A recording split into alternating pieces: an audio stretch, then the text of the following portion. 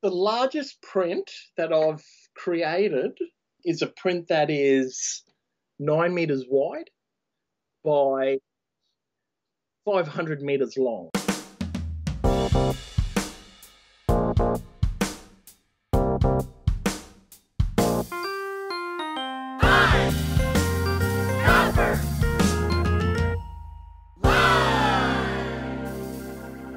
Hello, print friends, and welcome to the 51st episode of Pine Copper Lime, the internet's #1 printmaking podcast. I'm your host, Miranda Metcalf. I release weekly podcasts with people in the print world who are doing something a bit beyond the expected. So please subscribe on your podcast listening app of choice. You can also find Pine Copper Lime on Instagram and Facebook, and you can sign up for our monthly newsletter with print news from around the world, all at pinecopperlime.com. We also have a Patreon page, where, if you like PCL and you want to toss a few bucks our way each month, it makes a world of difference to us. There's also some nice little thank yous as well, like stickers and buttons and just good vibes. Finally, we have a sweet little print gallery as well, if you're looking for something new for your walls during this season of a lot of time indoors. Pine Copper Lime is running a fundraiser in collaboration with Speedball Art to help raise money to save Doc's Thrash House in Philadelphia. To learn more about Doc's and his contributions to printmaking and why it's so important to preserve his legacy, see last week's episode. As for the fundraiser, for anyone who donates 50 or more to the project, they will be entered into a drawing for an incredible collection of Speedball products. Carborundum gel, a 4-inch brayer, an Akua printing plate, Akua intaglio ink in carbon back, and the Rustic and Regulator set, which includes one of each of the 8 new Print Posse inks. To enter, just send a screenshot of your donation of 50 or more to the Doc's Thrash House at their Instagram page for your chance to win. Your last day to do this is July 25th, so shake a tail feather. And, as always, there's a link in the show notes to all of this. Printmaking forever, shun the non-believers. My guest this week is Brian Robinson, a Torres Strait Islander printmaker who currently lives and works in Cairns, Queensland. We talk about his practice of interweaving images of pop culture with traditional carving motifs, how his relief prints influence his sculptural practice, and using a linocut to create the parade track for the 2017 Commonwealth Games. So, without further ado, sit back, relax, and prepare to think big with Brian Robinson. Hi, Brian. How's it going? Yeah, I'm very well, thank you. What about yourself? I'm doing pretty well. A little bit cold in Canberra, but, other than that, I can't complain too much, I have to say. So I really got familiar with your work and met you at the Print Triennial in Mildura, I guess, last year, 2 years ago now. I'd only been in Australia for a couple of months, and I had this really great timing to be here during this event, which really is quite a nice to do that the Art Vault puts on, every 3 years with talks and exhibitions. And you were in an exhibition that I believe Michael Kempson curated, and you gave a great talk about your work. And so, you'd kind of been on my radar ever since then to have on the podcast, but I've finally got my act together to reach out to you, and so now You finally tracked me down, around the country. Exactly. I had to get you through the Art Vault, so but I found you, and I'm just excited to get to know more about your work and share your work with the people who listen to the podcast. And before we dive into some questions, would you mind introducing yourself a little bit for people who don't know you, and just letting people know who you are and where you're located and what you do? Okie doke, no worries. Well, firstly, my name's Brian Robinson. I'm an Indigenous artist with heritage to both the Torres Strait Islands, sort of a small group of islands situated between Cape York Peninsula and the southern coast of Papua New Guinea, as well as having Aboriginal heritage, which is the Wutiti tribe on the eastern side of Cape York Peninsula, a place at Shelburne Bay, as well as a whole host of other, sort of mixed bloods that run through the family lineage as well, from, sort of Scottish to Philippine to Malay, a bit of worldly, sort of blood flows through the veins. I've been printmaking, I suppose, since the early 90s. I think about 92 was the first time that I picked up the good old lino cutting, sort of blades and gouging away at various surfaces to make prints. And it's continued on. The prints have, I suppose, gone bigger and bigger as it have gone on as well. So but it's been now, I suppose, sort of 10 plus years as a full-time in a full-time arts career. Prior to that, I spent 14 years working as a curator, exhibitions manager, and sort of deputy director at the Cairns Regional Gallery.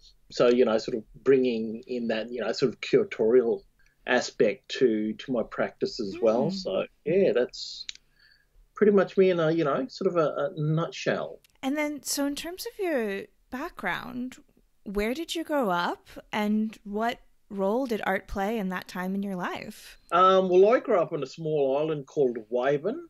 That Waven is its traditional name. English name is Thursday Island, actually. So a small island up in the Torres Straits, and I suppose art has always surrounded my sort of life. It hung on the walls. It was stacked in corners, and I'm not talking your traditional sort of painting and drawing sort of art forms. These were sort of little wooden sculptures, little model purling luggers, canoes, and that sort of paraphernalia that is in most households throughout the Torres Strait, actually. So I grew up, sort of surrounded by a lot of this material. But, I always say that I was born with a pencil in my hand. So I was quite creative right from, sort of day one. I'd get my hands on, a bit of often paper, but, not always paper. But as soon as I got, sort of a pencil in hand, I'd start scribbling on, this, that, and the other.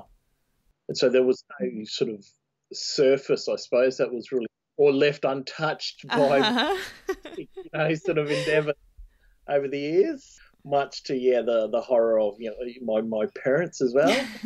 Clean up after me, through making all that mess. So just it sounds like a born maker, a born drawer. So did you know then that you wanted to pursue art and go to art school? Like, how did you channel that as you got older? Well, I suppose sort of growing up on an island and with my mother, sort of working all the time, it left a lot of time, sort of for the kids to explore both, the rest of the family and sort of connect with that. But also, explore some of the skills that you started to, sort of develop as a child. And drawing for me was one of those. So I spent many an hour sitting either at the, sort of the kitchen table, drawing from sort of imagination or other books around the house, or sitting down with, the sketch pad out in the environment or on one of the hills up on the island, sort of sketching from nature, and just sort of going from there really. And so I've always wanted to pursue a career in the arts field, and I've managed to I suppose sort of pursue a couple of careers that sort of branch out into that sort of creative industry. One which was both as a practicing artist now, plus also the development of sort of exhibitions in that sort of curatorial side of the industry as well. So never been a dull moment. Yeah, I think that's what a lot of us in the arts are here for, really, is just that's the life that we want, is just not being bored and constantly, constantly keeps you on your toes, this art life.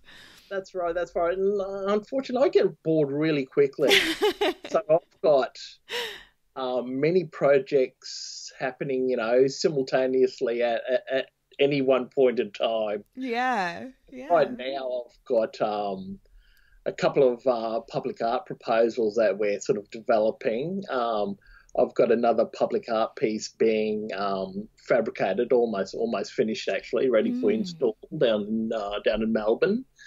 There's probably about 10 linocuts on the go as well. A couple of drawings, a few sculptures. Just a couple of things. Yeah, just a couple of things. Yeah.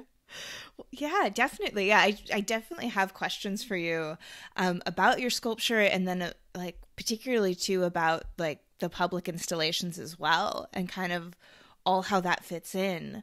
But before we get to that, can you tell me how you came to printmaking? How did you find lino and relief and have it become such a part of your practice? I recall the first time I ever picked up a piece of lino. I think I was in grade 9. So I was, sort of about 14 or something like that. Mm-hmm. So in sort of art class, we were all, sort of given these crumbly old, sort of brown blocks of lino, and was, sort of told to draw a bit of an image and start to carve it out. I couldn't wait to bin my piece because it was really terrible. That was my first introduction into printmaking. Yeah. But prior to that, I could carve quite well. Sort of do reduction carving, small turtles and dugongs, various sort of animals and stuff. But it wasn't until I got to art college that I started to pick up the medium again.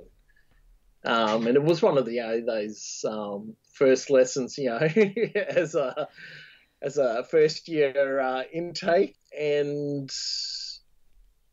immediately, sort of fell in love with it and have continued with that ever since. Yeah. So it's a natural progression, I suppose, from carving. So, instead of, reduction carving, three-dimensional carving, you're looking at, just sort of relief carving. So very, very minimal, sort of carving sort of practice. So it's a skill that, has been honed, I suppose, since I was a child, sort of carving away with Stanley knives and chisels and, sandpaper and all those sort of, wonderful materials. Right. Because there are carving traditions within the Torres Strait Islanders cultures, right? And is that sort of like how you were introduced to it, that it was just part of that life? Because you were saying when you grew up, you had, all these carved objects in the house. Yeah, well, that's right. Yeah, I did grow up, sort of surrounded by all of this, all of the pieces. There was, a number of masks that would, sort of sit around the house that had, sort of very minimal line work, sort of carving, and it's really just, sort of an extension of that tradition, I suppose. But instead of, sort of carving into wooden masks and, sort of turtle shell masks and things like that to create that sort of pattern, it's now carved into, sort of flooring vinyl and sort of silk cut lino and, sort of run through a press with ink. So it's been there, my family, for a long time. And so when you go about constructing your images, because sometimes those you've touched on before, can be quite large scale for your lino cuts. Do you draw everything out first and carve away what you don't want to print, or are you actually sort of using that chisel, gouge, carving knife, whatever you're using, as the drawing tool? Well, I will draw the main, sort of figures. So I'll roughly compose the block first. Mm-hmm. drawing, sort of the main, I do a lot of, sort of, human, sort of figurative work, or have done, sort of over the last probably 10, 15 years or so. So it's sort of drawing out a number of those main elements first. And then after that, it's then a very linear based, I suppose, sort of approach to the linocut, really. So it's carved all the line work. And once all of that is done, it's then incorporating traditional patterning to the print. So the pattern up in the Torres Straits that we carve is a pattern called minar. So minar in Torres Strait language means design or pattern, so one pattern. Mineral, which is a pluralized version of that, so it's sort of a string of patterns. But then once you start to compose all of those strings of patterns together, this sort of swirling optical sort of effect across the block, and it's then a term called kaidaral. And kaidaral actually means the spirit that creates the ripples on the surface of the water. So it talks about an ancient sort of carving practice, I suppose, that has always been grounded by a culture that is surrounded by sea, and sort of its interaction with the sea. And then in terms of your your imagery, you'll have this, the traditional patterning, and then you'll often mix it with like Western or colonial images, and then also pop culture. Like you might see a little Atari aliens, or a Darth Vader mask, or a turtle, like a Ninja Turtle or something appear in your work. I'd love, which is just, it's just, and they're all mixed together in like the really sort of most beautiful, almost natural ways. Like you're taking all of these images that I think are often associated as being in very different parts of our brain, and the way you compose them, they really tell a narrative and speak to one another. And so I guess I just love to hear sort of from you your process when you're choosing your images and how the images interact, and whether it's again like pop culture or the ceiling of the Sistine Chapel, like kind of, or a flying machine by Da Vinci, and all kind of coming together. How does that work for you? And when you're creating that story and that narrative and deciding to create an image? I suppose the prints are essentially, a universe where symbols, traditional symbols and, sort of Western iconography and art history all sort of mingle together on the one, on the one sort of plane. And I suppose as a child, just like any child growing up, sort of anywhere really, I was still heavily influenced by television, sort of cartoons on, sort of Saturday mornings, and that sort of idea of, sort of childhood. And it's something that, I've continued to drag through my practice and, my thoughts, I suppose, of that connection with, the world of comics, of cartoons, and in that sort of genre. The cartoons themselves have just, gone a little bit, sort of bizarre sometimes. So, sort of, the good old standard, sort of Mickey Mouse, and through to, Japanese manga and anime, and, and all of those sort of influences as well. So it's a bit of everything, I suppose, from cultures all around the world, really. One in particular that I'm thinking about, and I don't have it in front of me, so I'm sorry, you might have to help me through it a little bit, but it's an image of, a Western explorer, and he has a map in front of him, and it looks, very, very colonial. He's got that British hat and wig, and then in the background you've got the space invaders.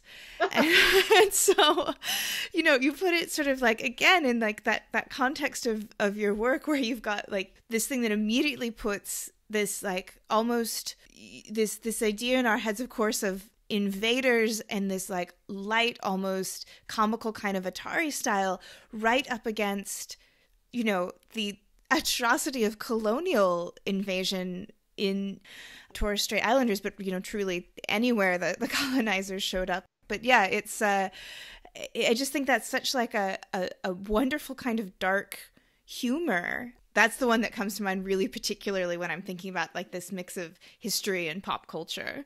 Well, that work is actually on display down in Canberra at the moment. Oh, really? At the National Museum of Australia in one of their large Endeavour 250 exhibitions. So, looks at the dates when, Captain Cook came sailing over the waters to the continent of Australia.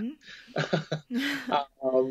And I suppose, to reinforce that concept of that, sort of outside force, invading, other territories. That was the reason behind the introduction of the Space Invaders. That really sort of visually set in motion that sort of idea and that sort of concept for the work, but in a light and sort of humorous way. It doesn't sort of smack you really hard in the face about that sort of concept of invasion, of sort of terra nullius, sort of and void of people. It's sort of it's more on the light sort of heartedness sort of side, the more humorous sort of whimsical look at that sort of contact period, I suppose, for the country. And the good old Space Invader, I suppose, has been used in a number of works recently that look at, not just that invasion by, that sort of alien force, but also when I start to, sort of compose blocks about, sort of cosmology and astrology and all of those, sort of wonderful things that happen up in the night sky that, sort of influence weather patterns and seasons, sort of general culture back on Earth as well. So, yeah, the good old Space Invader makes an appearance in a lot of works, actually. It's a period, it came out in, sort of the 70s and 80s, period when I was, was a youngster playing, sort of video games out of the local shop. Mm-hmm.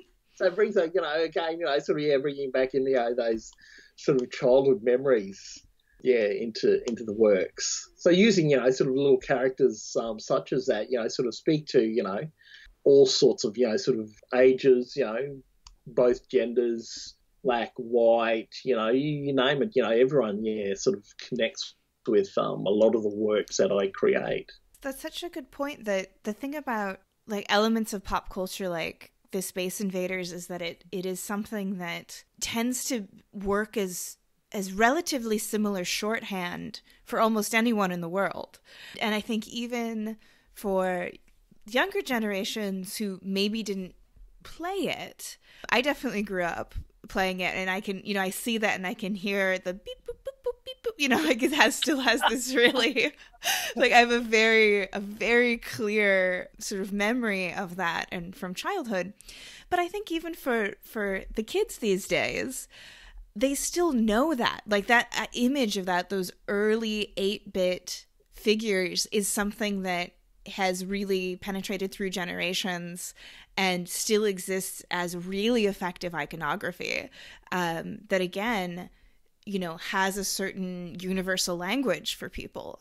That's right. And, that sort of pixeled form as well, that little, sort of geometric object is now, it's translated from, that good old, sort of static, flat, sort of Space Invader into, sort of Minecraft blocks. And so it's like the block form is still present today.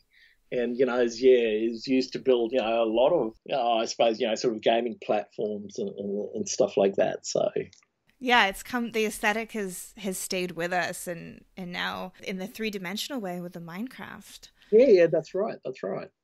I'm always want to ask artists that I chat with when they have a really, really developed aesthetic like you do. So in the sense, it's just like you have a really clear voice and the way you create your works, that it translates from the linocuts to your sculptures to the installations.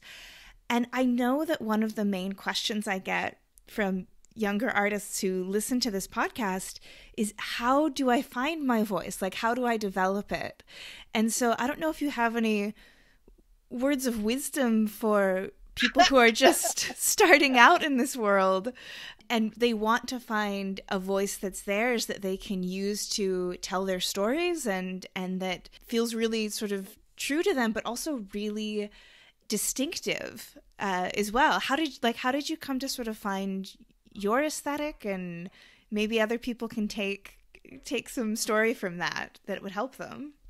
Well, sort of first and foremost, I think you need to have a weird and wonderful imagination that you can draw upon. And, not only that, but, I draw heavily upon, my sort of Indigenous culture as well, that sort of heritage that has a whole mass of, ancestral tales that can be, sort of interwoven into, the contemporary works that I create. And so, I think I'm in, a bit of a unique sort of situation where there's a number of, sort of different universes, I suppose, that I can sort of play with in terms of, composing works. There's bit of a motto that I follow, sort of with my practice and, within my studio spaces.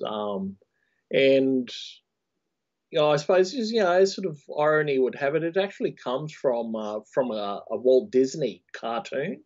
And the cartoon is actually called Meet the Robinsons. And so, it goes around here, we don't look backwards for too long. We keep moving forward, doing new things and opening up new doors because we're curious.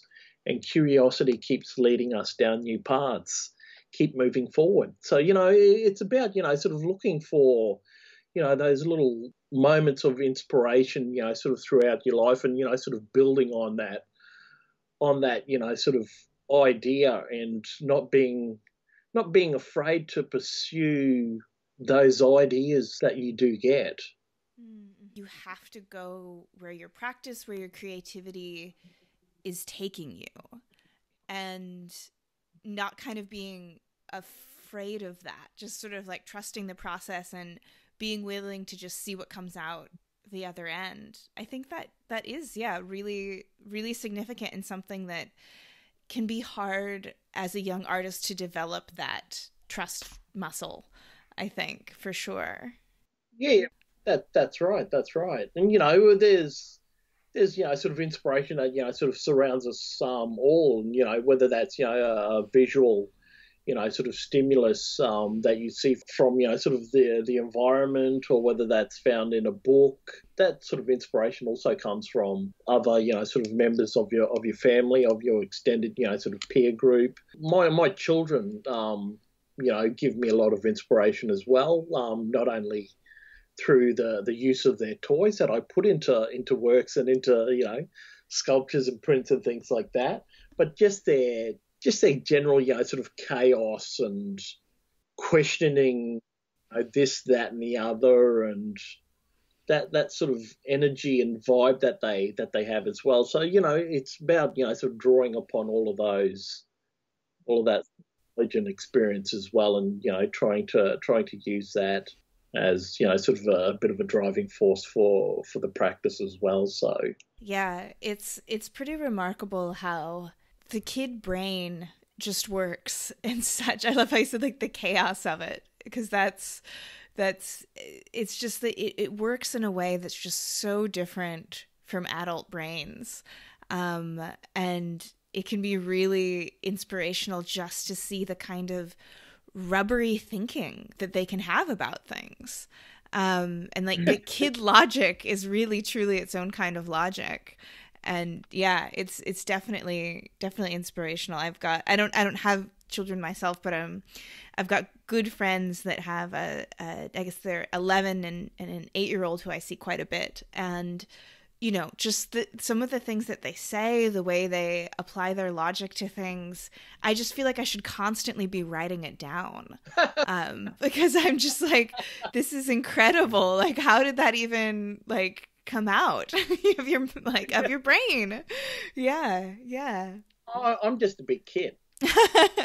It's easy for me, I suppose, to compose and, sort of think about the works that I do create.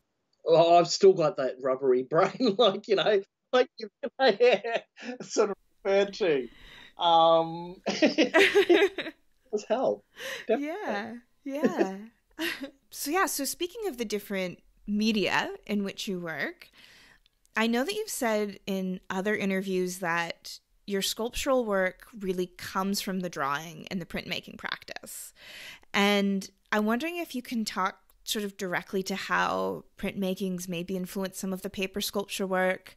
And again, if I can, pick your brain for words of wisdom here, for printmakers who just are kind of interested in making that jump from the two-dimensional to the three-dimensional, what was that process like? And do you have any advice for them?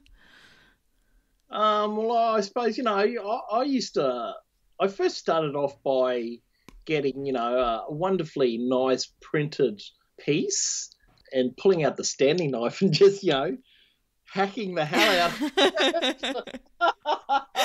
out. Often, sometimes I would just cut certain aspects of the paper and then start to just, sort of roll those little aspects of the paper. So the paper is still, sort of attached to the print. And you're just, sort of manipulating the surface, I suppose, of that print by folding and, sort of rolling these little aspects on it. And other times I'd completely cut up, the entire print and use that print as a skin, I suppose, on other sculptural forms that I made. And it's sort of gone from there, really. Sometimes it's very it's done, deliberately. It's done with purpose, that I, sort of will carve a block knowing that, this section here of the block I'll actually cut out to expose, either sort of a ground under that, or use the actual cutout section and, sort of use that to be, sort of adhered somewhere else on the print. And then other times it'll just be sort of random. And so there's no sort of method to the madness, really. It's just me experimenting initially with manipulating that two-dimensional print, that, two-dimensional artwork, and trying to pull it into that three-dimensional sort of space, really. So there was a really large, it was more probably an installation that I created back in, when was that, sort of 2012, 2013, I think it was. A piece called Up in the Heavens, the Gods Contemplate Their Next Move. Secret Charms Are Given to Man. So this piece here was actually a combination of both linocut plus a sort of sculptured frieze that, sort of sat in connection with the linocut print. So the linocut itself, the entire work actually is about, sort of 4 meters by about 4 meters. And the sculptural section had, sort of a depth of about 40 to 50 sort of centimeters. But it was basically cut up into, sort of 6 sections. So 4 sections were 4 large linocut prints. And then the other 2 sections was that sculptured sort of frieze. So it was looking at, I suppose, the combination really of that sort of idea of, sort of pulling the print into that sort of sculptural realm. And this the image that I chose to compose on that into that piece was the creation of Adam from the Sistine Chapel fresco. So it's the part where, you've got the joining, or the almost joining of the 2 fingers in that, creation of Adam sort of scenario.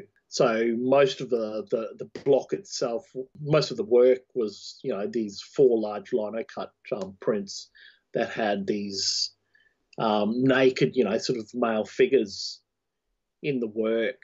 and then having that sort of sculptured section as well that also had a number of other figures placed into that work as well, just to build that whole sort of narrative.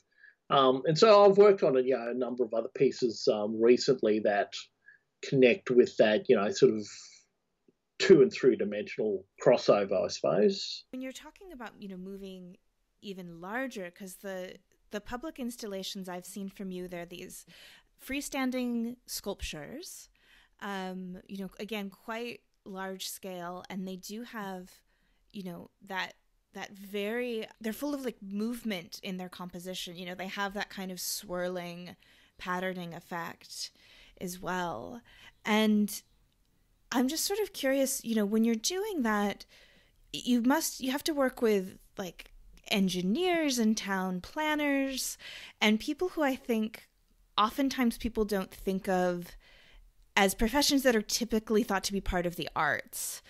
And I'm wondering, in terms of when you're working with them, do you find that you sort of learn things, or does it influence your art practice at all, kind of seeing that other side of things? Because printmaking, I feel like, is such a process-based medium and has a lot of logistics in it that some people get really, really, really into. And in a way, you get a bit of engineering and chemistry and organization and all of that within printmaking as well.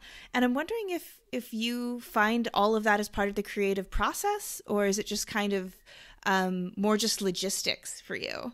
Probably a bit of both, I would say. Yeah. When when I first started out, sort of in the public art realm, and the public art sculpture, I suppose, is really just an extension of my sculptural practice. In that, sort of desire to get to go bigger, really, and and a public space for everyone to sort of view and sort of comment upon. So it's sort of gone down that path, really. But I suppose when I first started out in that realm, sort of dealing with architects and engineers and, like you say, sort of all of those different authority, town planning, sort of authority that you need to interact with. There's a general sort of vocab, there's a general lingo that sort of all of those other trades sort of speak, and so I've managed to sort of teach myself, I suppose, a lot of the jargon that's been used, and it really helps with the public art practice that I've built since sort of the late 90s, really. I've been sort of doing public art sculpture. And so, like you say, there is a lot of process involved in, the development of each and every, sort of individual print. But again, that's very similar to, the processes that you need to go through as well when you're looking at placing, a sculptural form in a specific, sort of area. So there is, sort of a lot of engineering aspects, sort of looking at weight loading and how structures will stand up, and all of those sort of internal mechanisms that are required for large sculptural works. There's sort of public safety and that sort of sort of aspect that you need to consider. There's the general environment that the works are placed in, whether the works themselves will heat up too much that the public can't actually interact with the sculpture. So it's looking at not only design but sort of materiality, structure, a whole host of other bits and pieces. Often public art sculptures in particular are seen as sort of wayfinding objects. So you need to sort of factor in those aspects as well. I was going to say, it wouldn't occur to me, but of course, in Australia, you can't make something that would get too hot. Like you're gonna like roast someone who touches it. That's so, because when I worked in the public arts a little bit, I was in Washington State, where it doesn't really get much above 20 at any point, throughout the year. So it's not something you worry about too much. But now this is just sort of now my own sort of curiosity. I know that a lot of the public work I've seen from you is very reflective. It has a shine to it. Does that actually help it from absorbing too much heat in like the height of a Queensland summer? No, the dispersal of heat, I suppose, really comes down to the metal, the type of metal that you use, and whether that's an aluminium alloy or a stainless steel or something like that. And it's these sort of metals, that type of material that you need to create within to for it to sort of withstand the environment really that the work is placed in, because these sculptural forms need to sit out in the open for 25, 30 years plus. Mm-hmm. And it's a stipulation of the proposal that of the project that you enter into is having that sort of time frame for the sculpture to actually be there. But sort of the shine really, I suppose, really comes down to the paint, the external paint surface that you use on the sculpture. And often we use quite a robust spray sort of paint that's generally in sort of the 2-pack automotive sort of spray paint range. So the type of sort of coloration that you'd get on sort of cars and stuff like that. Okay, yeah, that makes sense. Yeah, something else that was designed from the ground up to be outside in any weather for a long time. Yeah. Yeah, basically, yes. Yeah. So speaking of sort of scale and logistics, to kind of to circle back to printmaking a little bit, you're known for doing quite large scale prints. So you mentioned in passing, I think, one that was 4 meters by 4 meters. Is that the largest print you've ever done, or what is, like, what's the biggest print that you've created thus far? The largest print that I've created is a print that is 9 meters wide by 500 meters long. Oh, only. Wait. So please tell me that story. Like, where was this displayed? Like, how is it created?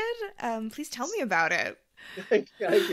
Well, I had the very fortunate, sort of scenario happen where I was invited by a company called Jack Morton Worldwide to create the athletes parade track at the last Commonwealth Games, which was at the Gold Coast. So they went searching on the net for looking at sort of imagery, I suppose, that they could use for the track. Came across my work and just that stark sort of black and white sort of imagery, plus the characters and sort of motifs that I use within the work. And so they sort of got on the phone and asked whether I'd be interested in designing the track for the opening ceremony of the games. And there's something a project such as that comes around sort of once in a lifetime. Yeah. So I was more than happy to produce a work that could be used for that sort of purpose.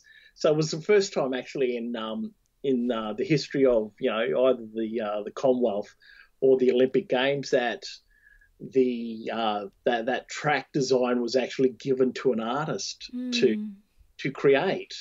So the honour was really mine to create something that was sort of spectacular, that was viewed by billions of people around, as the opening ceremony was sort of broadcast live across the world. So it actually started off as a linocut print, and the linocut print that I actually physically carved was a cylindrical sort of elliptical sort of shape that was was about 6 meters wide on the longest, sort of diameter, and probably about 3.5 to 4 meters on the, on the shortest sort of diameter, and was the physical lino cut that I carved was 25 centimeters deep, but sort of making up that large, sort of circular track. And so that design, that 25 centimeter width was then blown up to 9 meters, 9 meters wide. So the size of a 3-car highway. Right. Width and half a kilometre long. I just, as you're describing it, I just did a sneaky Google here, and it's beautiful. It's incredible. Like seeing the images of it, sort of looking down from like I'm sure they're drone shots or something of like the entire stadium. It's amazing. I'll definitely put a link to that so people can see what you're talking about as this undertaking. Yeah, so that's the biggest one that I've sort of done today, and then it's probably the biggest print ever done in the world. I know. I'd be very surprised if there's anything that beats that. Yeah. But my standard size block is sort of a meter by almost 2 meters. So that's my standard size block. And it probably takes about sort of 35 hours or sort of thereabouts to actually compose and carve that sort of full block. But I work on that over sort of probably about 2.5 to 3 weeks, in amongst sort of other works and sort of family life and all that sort of stuff. Yeah. But yeah, that's sort of become my standard size, and it's a good size that I can build a lot of sort of narrative into the work as well. And, sort of stories that will start as one main theme, but have so many other sort of tangents that will lead people in and out of the work as well. I could definitely see that because you use it's quite a dense iconographic language in what you're doing, and kind of the more you look, the more you can say, oh, like what is that little guy there, and what's this over here? And so yeah, you're working that big, but you're filling the space. You really use every centimeter of it to tell the story. Yeah. What to say? Definitely. Well, beautiful. Well, we're just sort of coming up on the end of our recording time.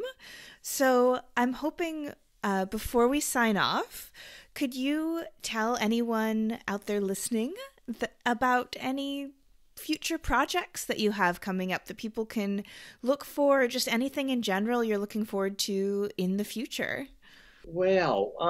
I know it's kind of a funny time to be asking this because the world is a little chaotic right now. So as I've been doing interviews with a few people this week, they all kind of have that moment where they're like, you mean besides all my exhibitions that were canceled? Like they do have kind of I have to take a moment. So this could be work related, or even just, I'm looking forward to the weather getting a little warmer, whatever it is, Well, I work in my studio, rain or shine, weather doesn't, stop me from doing the arts practice. But yeah, like I mentioned before, there's a suspended sculptural work that we're just finishing off for a place called the Nunawading Community Hub, which is just out of Melbourne. And that it's large feathers that, sort of each feather is probably about, sort of 3.5, 4 meters sort of long. And they're not all straight. They all sort of wrap around each other and, are suspended within this sort of community hub, sort of void space. And those feathers themselves have a lot of, sort of printmaking pattern as a surface sort of detail on the feather. That's sort of one of the public art projects that will come to light very soon. There's also another group exhibition that I'm working towards at the moment for Queensland University of Technology, and it's an exhibition that's focused on a small children's character by the name of Miffy. And Miffy, by Dick Brunner, I think was the Dutch artist and sort of author of that series of children's books. So the institution is pulling together an exhibition of works based on Miffy, and it has invited I think 6 Australian artists to respond to the rabbit. And so I'm creating 2 works, one which is a sculptural based sort of installation showing Miffy in a bit of a garden sort of scene. And then the other is a large linocut print that also has Miffy sort of centre stage, being surrounded by a whole host of other rabbits from across, that sort of cartoon, movie, sort of genre as well. Solo exhibitions, that are pushing out into, I think out into 24, so 2024. So a number of other projects, sort of slotted in between that time as well. There's a major publication that I'm developing with my agent over in Perth, Mossenson Galleries at the moment. So a publication that'll look at all the aspects of my arts practice, sort of to date. So it'll pick up, sort of on printmaking and public sculpture and sort of design, maybe a bit of, sort of curatorial, sort of practice as well. And I suppose at the moment I've got a couple of exhibitions that are over in the States. One which is at the Australian Embassy in Washington, DC, and the others over in Charlottesville at a place called Klugeroo, which is a large Aboriginal art gallery that's connected to the University of Virginia. Oh, beautiful! Yeah, I believe I've heard of that of the gallery before. I've never had a chance to visit because I'm very much a West Coaster. I haven't spent much time on the East Coast, but yeah, that sounds really, really good. Is there a place where people can find you online if they want to know more about your work, or perhaps purchase a linocut from a gallery? Where can they follow you, know more about you, see your images? Okay, there are a couple of sites. The main ones being Mossenson Galleries, Mossenson Galleries, and they're based over in Perth. A little bit closer to home, you've got One Space Gallery in Brisbane, as well as Creative Move, who are my public art agents. Across those, those sort of, Beautiful. You'll get a good, sort of snapshot of, what I've been up to and, works that have been created in the past and stuff like that. So. Excellent. Well, I can definitely put links in the show notes to those so people can follow you and learn more about your work beyond this little chat. And thank you so much for taking the time to talk with me. It's really been a pleasure. So thank you again, and I'll let you know when we're going to be releasing the podcast. Sounds good, and thank you for extending the invitation to sort of come onto your podcast today and have a bit of a rant and rave about what I get up to on a daily basis. It's been really fun. Thank you so much, Brian. I will be in touch. No worries. Thank you very much. Bye now. Well, that's our show for this week. Join me again next week when my guest will be Cairns.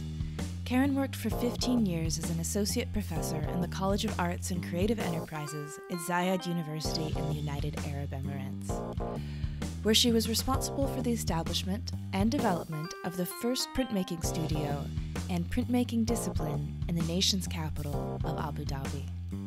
She's also an accomplished printmaker whose practice explores the unpredictability and fragility of life from both a universal and personal perspective.